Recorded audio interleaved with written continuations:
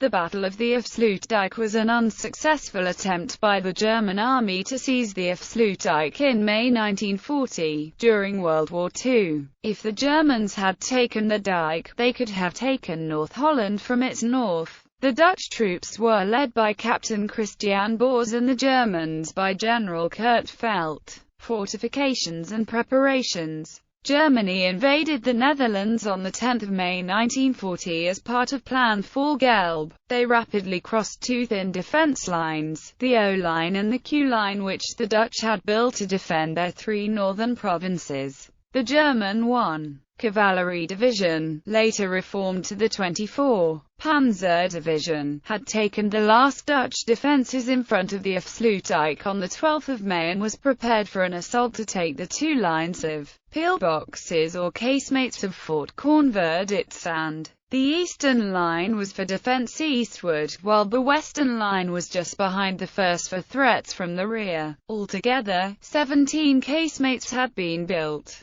They were designed to withstand 210mm rounds, and 280mm rounds. The three main casemates were made of 3 meters of reinforced concrete. The casemates sheltered 230 men, 21 7.9mm Schwarzlose machine guns, 3 50mm guns and a 50mm shore-based naval gun. There were similar defences at the other end of the dike. The battle. Earlier in May 1940, two infantry sections, 70 men in all, were sent to the end of the dike to prevent German landings beyond the vision of both fortresses. The Germans soon found out about these units, and 7 Luftwaffe fighters strafed Dutch positions. 1 soldier and 2 civilians were killed, 10 civilians wounded. After this, they were recalled to Cornwerditsand. Until the 12th of May, the Germans had not tried to take Fort Cornwerditsand.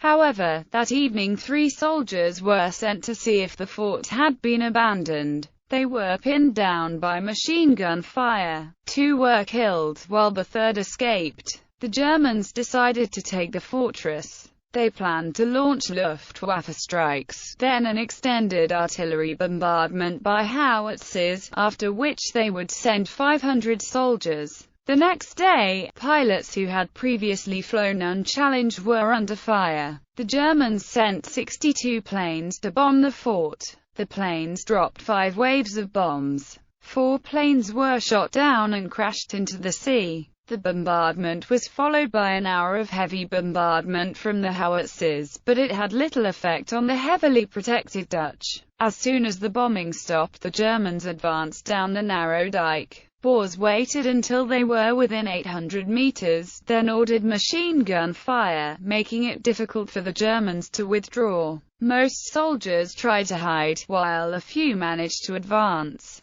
The Germans were under constant fire for an hour and 20 minutes. When Boers ordered firing to stop, the remaining Germans withdrew. The assault had failed. During the night, Boers ordered the dike to be lit by flares and searchlights so the fortress could not be attacked by surprise. On the early morning of the 14th, the Germans once again fired their artillery at the fortress. However, during the night the Dutch had called in the sloop HNLMS Johan Maurits van Nassau, which returned fire with her 3 heavy 150mm guns from her position in the Wadden Sea, approximately 18 kilometers from the German positions. Fire directions came in from the fortress by telephone to Dutch Navy Command in Den Helder, who forwarded them by radio telegraph to the gunboat.